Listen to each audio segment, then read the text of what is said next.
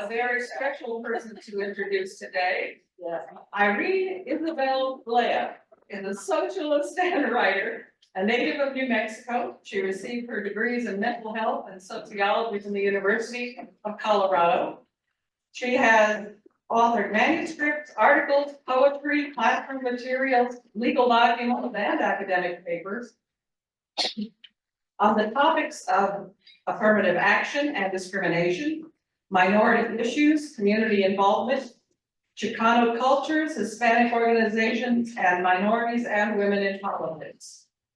Over the past 40 years, Dr. Blea has been an activist for Chicana and women's issues. Her stories and poetry reflect the inner thoughts of those who've grown up in cultures which tried to restrict their children to previously defined roles, bringing into the open both personal and societal controversies. Dr. Blea played a defining role in the areas of affirmative action and gender discrimination in academia and championed major changes in the area of Chicano studies at the University of New Mexico. Her latest publication, Dragonfly, contains poetry written across more than 50 years of her life, which reflect the many points of view of a Chicana woman from her teen years in the mid-20th century through to today. And without further ado, Dr. Irene Blea.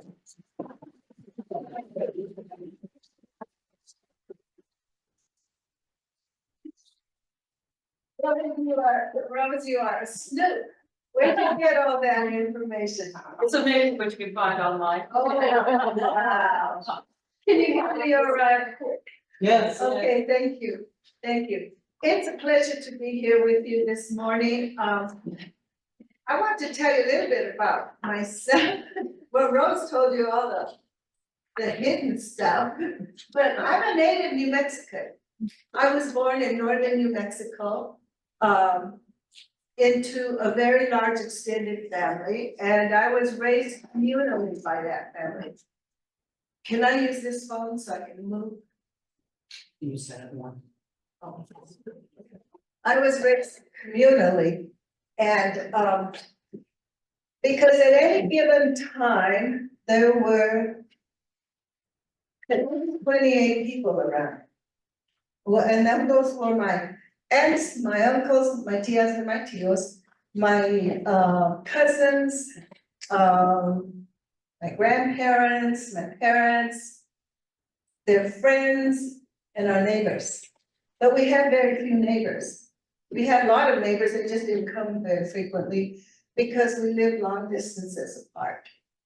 And my grandfather was the last of our family that was born in the Taos Pueblo, so in part Hispanic and part indigenous. By the way, Columbus Day is now Indigenous Peoples. Yes. I'm very happy about that because, you know, given what Rose dug up, I've spent my life working to empower not only people of color, but also the dominant culture, who I think has been shortchanged because they have not had access to our perspectives and our views of reality, and they stand to gain quite a bit. So I did that as a professor. I wrote textbooks, but let me tell you, David has some slides. I still call them slides. Yes, that's how old I am. Oh, by the way, I just had my 78th birthday.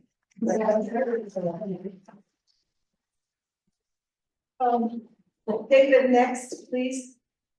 This one here or the next one? The poetry book, Celebrating Crying and Cursing. One more. There you go. Okay, so when I was younger, 18 to about 21, I wrote poetry, but I didn't begin there. I began reciting stories that rhymed to my sister because I didn't know it was poetry. She was quite ill and spent a lot of time in bed. So I think that's kind of where some of this came from. But when I was 18 or 20, I wrote poetry with titles like, I'm not very good at titles. So this is a chapbook. I began publishing chapbooks and met people who were publishing chapbooks and had poetry readings.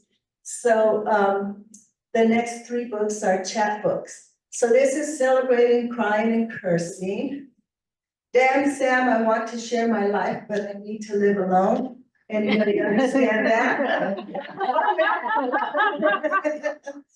Damn Sam is a real person. Manita Memories next.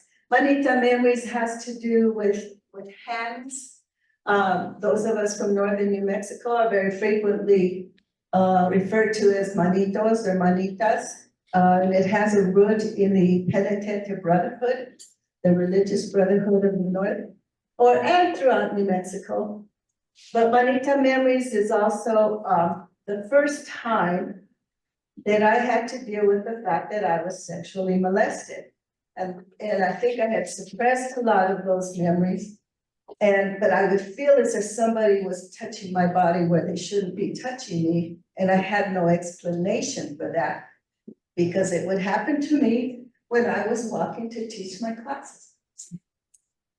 So I wrote Manita Memories. It's a lot about sexual abuse, but it's a lot about wanting to be in New Mexico. I have wanted to be in New Mexico since the day I was born, but life has taken me to Colorado and has taken me to California, has brought me back, taken me to Europe and Israel and China and many places throughout the world, certainly throughout the Americas, and I loved it. And I've been many places, including Lake Como in Italy, George Clooney country. Absolutely beautiful, that's what he thinks. Absolutely beautiful. And I sat there and I looked at those lakes and I looked at those mountains. And I saw the Swiss Alps also. But northern New Mexico is just as beautiful to me. So if you haven't had an opportunity to tour northern New Mexico, call me, I'll give you a tour. Next. So I began my career as a poet and as a writer in the Chicano movement.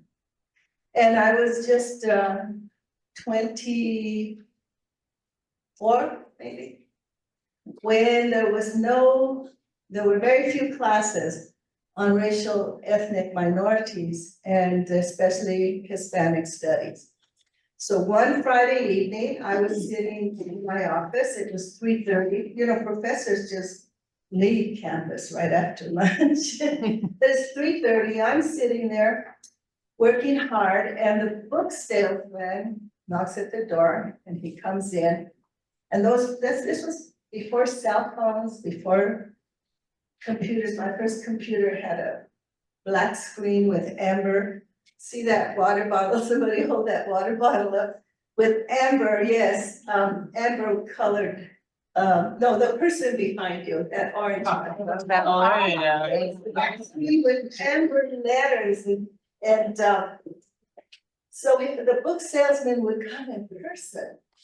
And he said, Dr. Blea, I know you're teaching race relations in the sociology department next semester. What books are you going to use? And maybe I have something for you. So I said, do you have anything on African-American race relations? No. Do you have anything on Mexican-American race relations? No. Now he comes several times because I've taught there for 14 years. I said to him, you know what? I need those books. And if you can't bring me those books, you don't need to come and see me anymore. And he just kind of sat there and looked at me and said, I'm so angry, I'm about to write the damn book myself. And this gentleman, because he was, said, what would you put in that book? So I pulled out my syllabus and I said, this, and this. And he said, why don't you write me a letter telling me that? 3 weeks later, I had a book contract toward the Chicano social science. Now in those days, you had to sell almost 10,000 books before it went from hardcover to paper. 10,000 books in 3 months, gone. So it's been in many editions. It's been in many editions. I was not only teaching Hispanic studies or African American students, I was teaching mainstream, for the sake of a better word, Anglo students, salute. And so I needed to write it in a context in which students could understand. So I would sit in their seats and place my hands on their desks and ask, what is it that Marie Jackson, how does she need, how can I teach Marie Jackson the concept of marginality? Which is the best way, which words are the best way in which to put that? So therein is the birth of Chicano, toward Chicano social science is still used today in various editions. Next. Because of my specialization, oh, I forgot about this. This is my dissertation. And life has been very easy for me and very hard, very hard. And I've had a lot of blessings along the way. I was at UNM by the time I was offered the opportunity to publish this book. And basically I got a telephone call from New York. Would you be willing to have us publish your dissertation? Boom, book 2. Why? Because of the lack of literature, they were doing a series of what they called ethnic publications. And they happened to run across my community study. So Bessemer, if you ever go north on I-25, Pueblo, Colorado, there is an exit, Central is the exit. You go off and you go into this community, into the community that is based on this, that this book is based on. Next. Okay, because of my specialization in women, I wrote a book titled La Chicana and the Intersection of Race, Class, and Gender. And it didn't get published. I sent it to the previous publisher, nada. I sent it to the feminist press, nothing. I sent it to general, smaller presses, 9, nothing. Nobody wanted it. 11, mind you, 11 rejection letters. And my ego could hardly stand it anymore. I would throw them in the trash. I wish today that I had those letters. Because second toward a Chicana social science is La Chicana and the intersection of race, class, and gender. And the way it got published is I went to a conference and my publisher was there. I saw Toward a Chicana social science on their table. I walked over to thank them. Basically just said, thank you for having my book here today. And I was speaking to a man, a woman from the background stands up and she says, excuse me, are you the woman that submitted a manuscript about 3 years ago on La Chicana? I said, yes, I am. She said, would you resubmit that publication, that manuscript? Boom. Another one, another success. So the reason why I tell you about that is because I think a lot of it is the right person, the right skill at the right time. And I just happened to be old enough and doing what I was doing enough when there was a time of need. I did write about seven textbooks. Next. Research in Chicano communities. I feature Albuquerque. Next. Oh, that's the paperback on that. Next. U.S. Chicanas within a global context. I was invited to testify at the 4th World Women's Conference, the UN, the United Nations 4th World Women's Conference. And when I got there, I entered this huge, it was in China, this huge arena. And when I was at the top of the arena, And I looked around.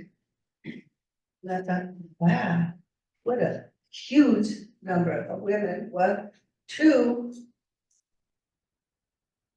they tended to be brown. They tended to be women of color from all over the world. And up to that time, I had considered myself a minority.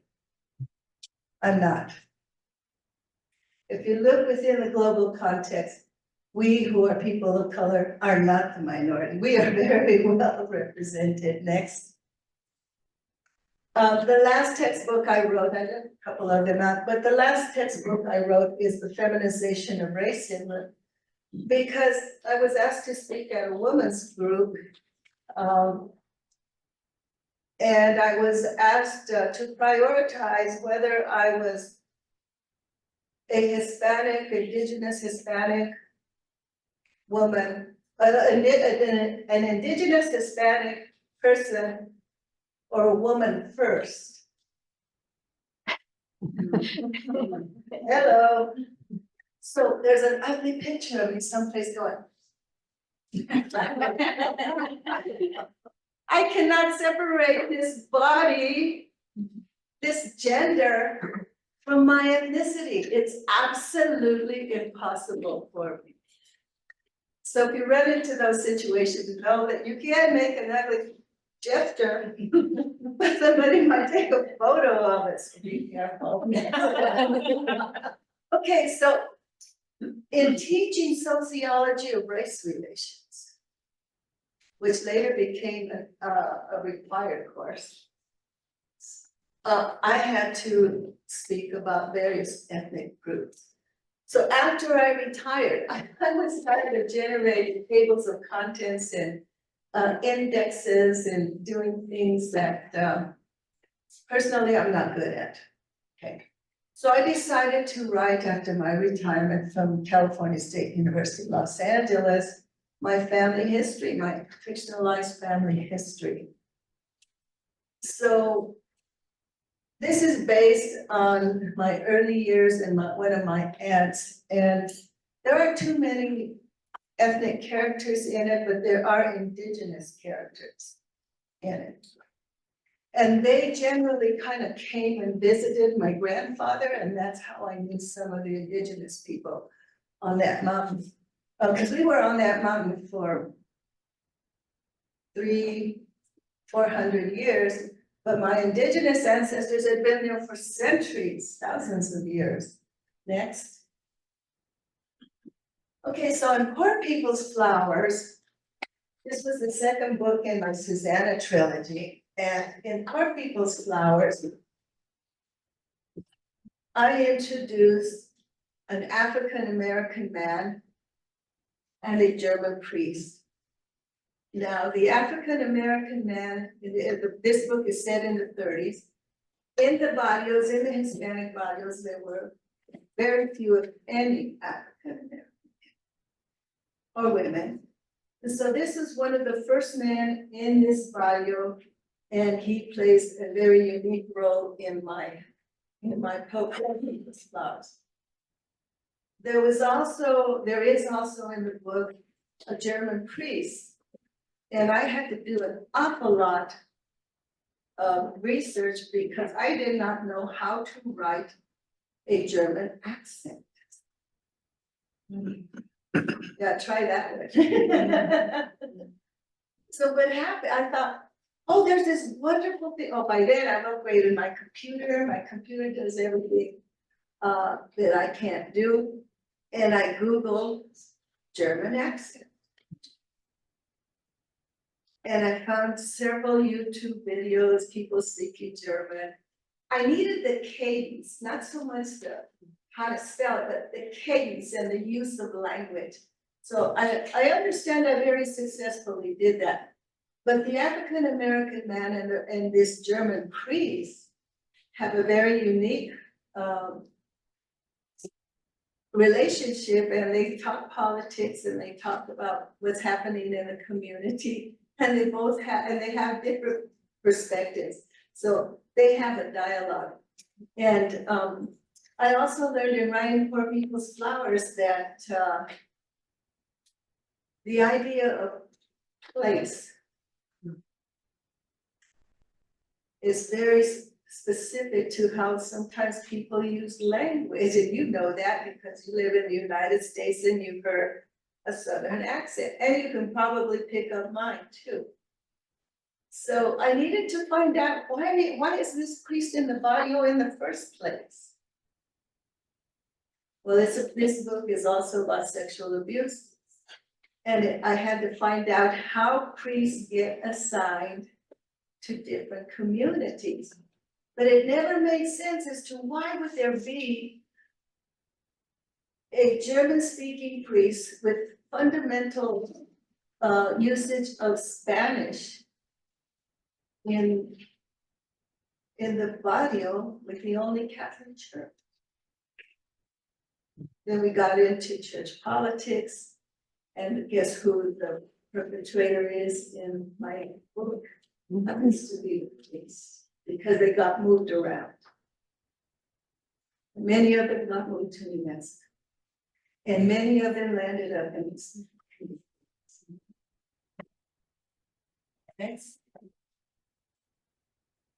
So Supermoon is the third book in the trilogy. It's about, I've already stated that it's about my aunt, and Supermoon is about an aging Hispanic female, but she's got young Hispanic people around her. So then I had to deal with age and the intersection of somebody younger, much younger. And it has all been a very growing experience. It really is. I do a lot of research. And with my German priest, for example, he had a background, but I didn't know his background. And I wrote, I think, a character profile, and it was 9 pages long. And I didn't use it. What it did was it helped feed me to better represent him. He's not an all bad man. He's not an all bad man, but I learned that from writing the first Susanna book, because Susanna was married off as a 13-year-old girl to a 32-year-old man. And my question was, who does that? Why did they do that? Why did they allow that? Well, it turns out Susanna, the real Susanna, I didn't put it in the book, was molested by her father when she began to be, when she came near the age of menstruation. He married her off. Oh, he sent her to live with the grandparents, and the grandparents married her. Sad, hard things in the world, right? Very sad. Okay, so I was trying to write Supermoon and trying to tie up this trilogy when something horrible happened in Albuquerque, and that was the discovery of 11 female remains in an unborn fetus on the West Coast. Next. I did not intend to write this book. I wanted to get my third book, Beneath the Supermoon, out, but I just could not write it because Mr. Valdez called me and said, would you please attend our meetings? We're having trouble with the authorities. They just don't understand us. They don't understand our people. I said, what is the major problem? He said, they are accustomed to dealing with parents. 2 parents or 1 parent. But what's happening is people are showing up as the parents of the young women that are being discovered, but they're bringing aunts and uncles and cousins, and I call them conocidos and vecinos, people they know and their neighbors. And it's just many people, we can't deal with them. Just can't deal with them.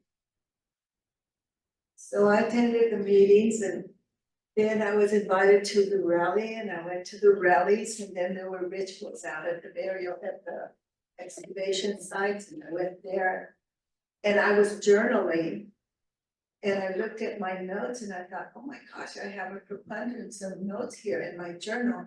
So I typed them out. And as I moved throughout my community, I would hear people say, and it was various ethnic groups, say, well, where were the parents?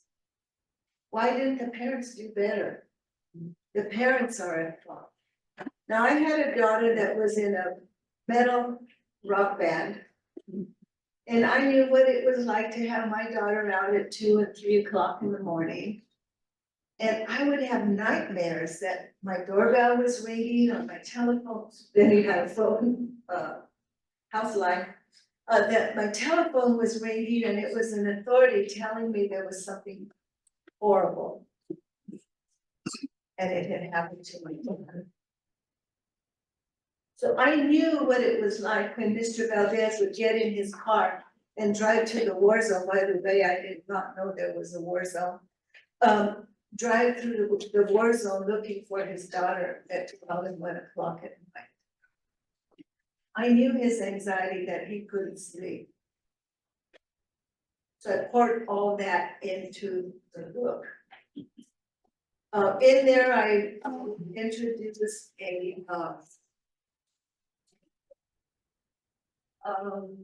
mixed, I guess for the sake of discussion, a mixed blood detective who also is a Texan. He has an Anglo mother and a Hispanic father. Well, the first thing he encounters is that this ethnic minority group that he's investigating doesn't want to talk to him because they don't like the cops. They haven't had good relationships with the police officers. We have some wonderful police officers here in Albuquerque, or we did at the time and probably still do, but people weren't talking to them. So I became very much entrenched into that investigation, visited the site many times, the excavation site, went to the crime lab. I am sorry I went to the crime lab. I really. I have never seen blood-soaked shirts and trousers hanging in a refrigerated compartment. I saw photos that I was not supposed to see, where some of the victims had their throats slashed ear to ear.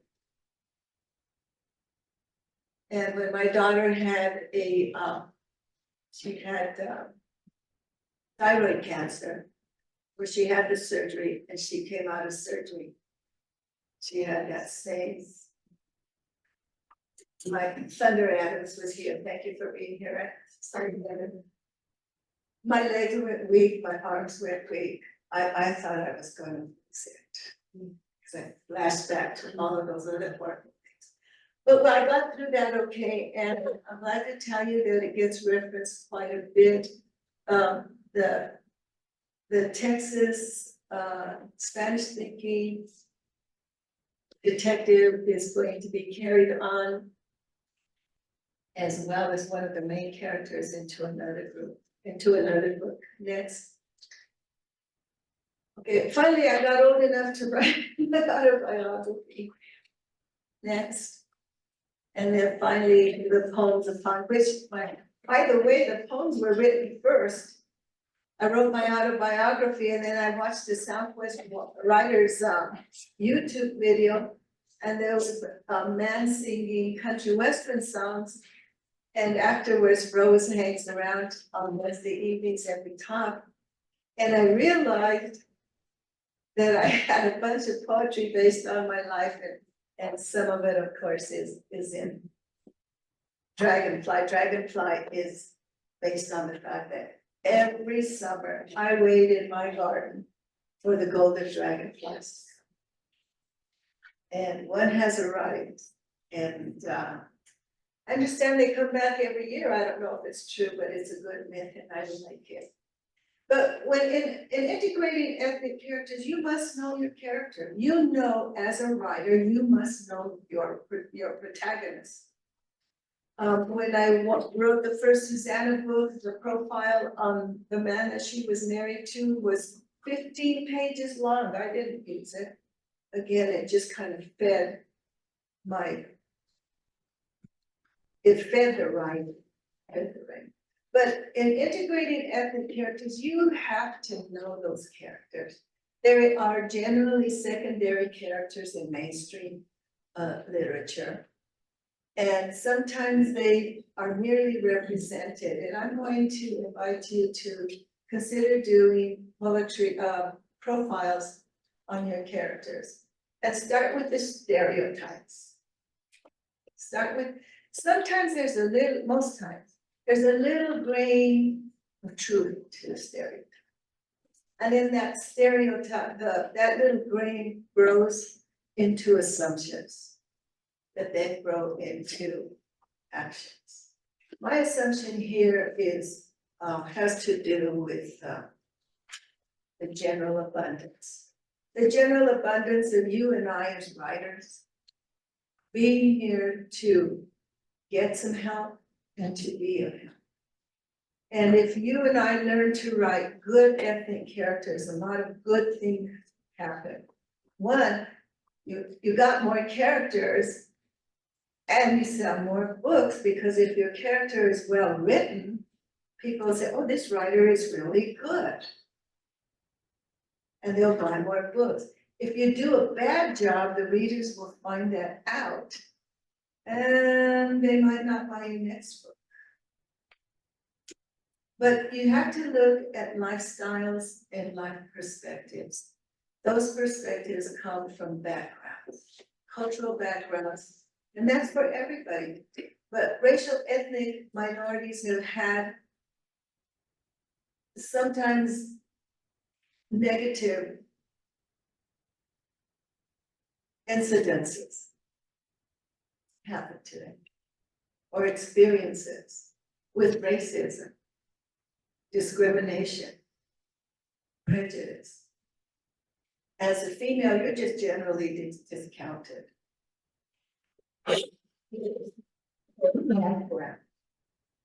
So do yourself a favor, look at your ethnic characters and study them. And if you don't know anything about them, Google them. I hate to admit that I'm at my computer 8 to 9 hours. I'm doing research or playing AARP games. Or watching a SouthWest Writers YouTube video on words that you should try to minimize in your manuscripts. By the way, I love your suggestion. Go through your manuscript and highlight all the ing words you can find, dump them and rewrite them one by one. And it's, if I learned nothing else, and I've learned a lot in SouthWest Writers, let me tell you, I've learned to search my completed manuscript for INT, NTs, and get rid of them. Love that. I love that bit of advice. But in ethnic characters, you must study movement. You might notice that I have a tendency to stand like this, because I was a Catholic. And I just learned that girls, and it's also been proven, girls move around less. They sit quieter longer in school. The young men have a very difficult time with the English language. The English language is structured hierarchically. And Spanish, Italian also structured laterally. So those of us that code switch, our minds are kind of doing this. An example, my mother and my aunt were talking at the stove. It was during a pot or something. And my aunt said, I don't know about Leticia. No le gusta la escuela and I don't know what to do. Boom, boom, boom, boom. Didn't miss a beat, went like this. That's a very unique character. And if you can do it, congratulations, use it. Use it. I use the most code switching, by the way, code switching is Spanglish. I hate that word, don't use it. Just don't use it. There's a technical term for it and it's called code switching. Italians do it, the French do it. People all over the world do it. So pay attention to not only how they stand and how they present themselves, but how they speak. The cadence in which they speak. I'm working on a book now about my relationship with Rudy and Naya, titled Talking with Rudy. And we have similar backgrounds. We both speak Spanish and English. We've both been highly educated. But he comes from Santa Rosa and I come from the mountains and we use Spanish differently sometimes. When I go to Mexico and when they offered me a silla the first time, I thought it was a saddle. They were offering me a chair. They were asking me to sit. So when you do your ethnic characters, don't just mention them or give them Ramon Romero and he's he's the second detective and he doesn't have a large role. If he doesn't have a large role, that's okay. Give him a background, give him a family or no family. Give him a hang-up, give him something that he likes to do, give him a hobby. Make him real. Make him real. With stereotypes, I'm going to ask you to look up all the stereotypes. If you're writing about a Native American elderly female, look up just Google stereotypes, Native American women. You'll find them. I also am going to encourage you to read our writing. From my generation, there weren't too many women. Denise Zamora, Sandra Cisneros is a little younger, but nevertheless it's in there. Isabel Allende, I love magical mysticism. Isabel Allende, if you're interested in Central South American cadence, she still writes in Spanish very beautifully, in fact, as beautiful as her books are, they're even more beautiful in Spanish. Google stereotypes, and that will give you a clue as to whether or not you're using a stereotype. That will also give you a clue about maybe how not to write a stereotype. But you need to know them. You need to know them. You need to know that Native Americans are thought of as passive. Okay. Not in the olden days, the John Wayne pictures, not in the 1800s. Today, they're passive, they're not. They have a unique sense of dry humor, a very unique sense of dry humor. I remember one time being asked, well, where's the red purse? And I went, person said, well, where's the red purse? Irene, where's the red purse? We point with our lips a lot. What? Can't hear you. Oh, I'm sorry, we point with our lips a lot. I did it just a little while ago when I bought the ing and he said, and we point with our lips a lot. So sometimes you'll see in the movies the Chicanos going, now. It happens on the street, but most of us don't do it. African American males are very well represented in terms of literature. I'm sorry, in movies. Did you see American Fiction? Who saw American Fiction? Didn't we learn a lot? It was so good, right? It was so good. What happens, by all means see it. Is it out on it's on streaming? Is it streaming? Yes. American Fiction came out, I guess it was this year. I went to see it the first time it appeared in the city. And it's about this man, highly educated African American male, who has had some work published, and it's very good work. And then all of a sudden, he's not getting the contracts that he thought he was going to get. But he decides that he's going to continue to write, and then he realizes I'm not gonna tell you the whole story, but what's being published has to do with all the stereotypes of African American males. All the talking, the cadence, everything. And so he's upset by it. But I would encourage you to watch that movie because it renders you something very unique. And that is, how is it that an African American male lives with these stereotypes? It'll point that out. It's a must see. I really think it's a must see as a writer, especially if you're going to write outside of your own cultural narrative. How much time do we have? Because I can go on forever. Don't forget, I gave 15-minute lectures for 27 years. Got about 18 minutes, so, maybe. Dialogue? Yep. Okay, why don't we open up for dialogue, questions, comments? Anything on your mind? Maria? Thank you, Professor Blea. Thank you for sharing your history and sharing your insights and your wealth of knowledge and experience. Thank you. My question is, how as writers, I think one of the first steps, I'll speak personally, is giving myself permission to include characters with whom I don't share a background or really feel like I have a knowledge insight.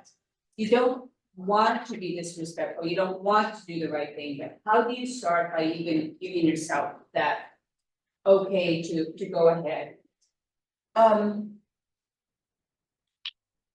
Do it.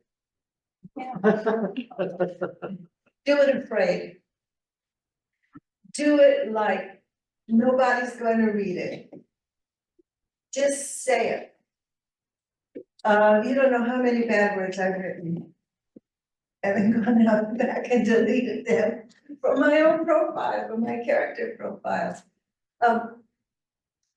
It's hard for, what is knowledge, which I've spoken about, getting to know your characters, getting to know them well. The thing about writing for some racial ethnic minorities who experience racism, sexism, class discrimination, for example, because that's another ism that we suffer from, is the feeling. What do you do with the feeling of anger and distrust that we have experienced throughout our lives? Write it, just write it. And I'm not real sure if I'm getting to the crux of your question. Did you want to expand on it? No, I appreciate that.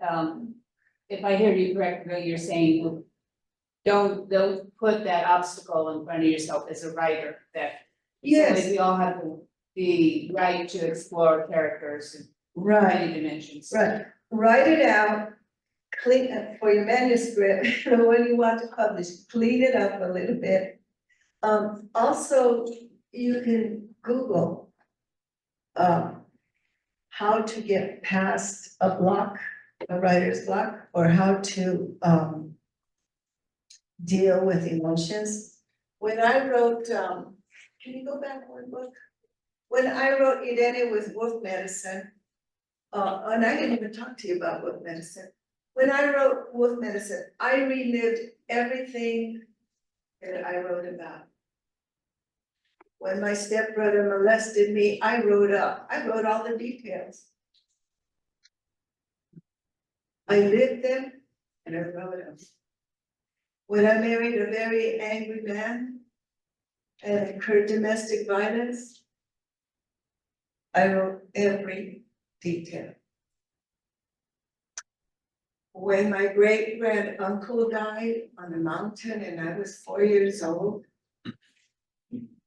and didn't understand why the women had gone in and were baiting him, but he wasn't moving. He was dead.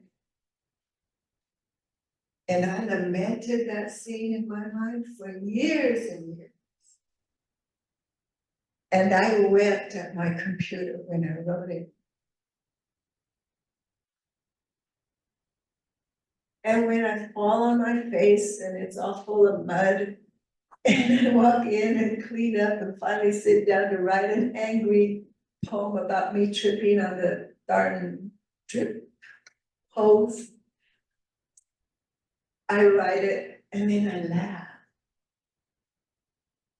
I may be sore, but I laugh.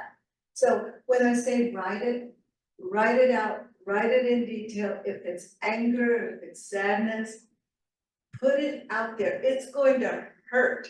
It's going to hurt. If you were raped, it's going to hurt to write it. Because you will live it one more time. You will live it as you write it, every time you edit it, every time you read your finished manuscript.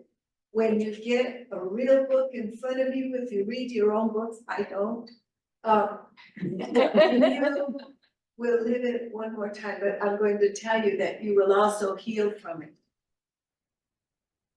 Your healing will move forward just a little bit. So I encourage you to do it. It's not all negative. When I first moved to Colorado, I was Spanish speaking, entered school, and I moved into a community of, well, today it would be Croatians, Eastern Europeans, that had moved into Pueblo, Colorado to work in a steel mill. I thought they were the most unique, unusual people. And I thank the Great Mystery now for giving me that experience, because I got to see them in their heavy stockings and their heavy shoes and their skirts and their aprons and their, I call it bonnets, they have unique names, and I'm sorry right now, I can't recall. But I had to integrate those ethnic characters into my life. They were our neighbors. They were the people who owned the store from where I went to buy penny candy. And then I wrote about them. Oh, can you go, well, daughters are there in Irene with wood medicine. Because they were so rich in language, so rich in culture. Where can you go to take your little daughter trick-or-treating, knock on the door, make up answers, gives my daughter some treats and asks me if I'd like to come in and have a beer. Only in that culture, right? She made her own beer. So there's a lot of joy in it, and there's a lot of joy in being here. Any questions, comments?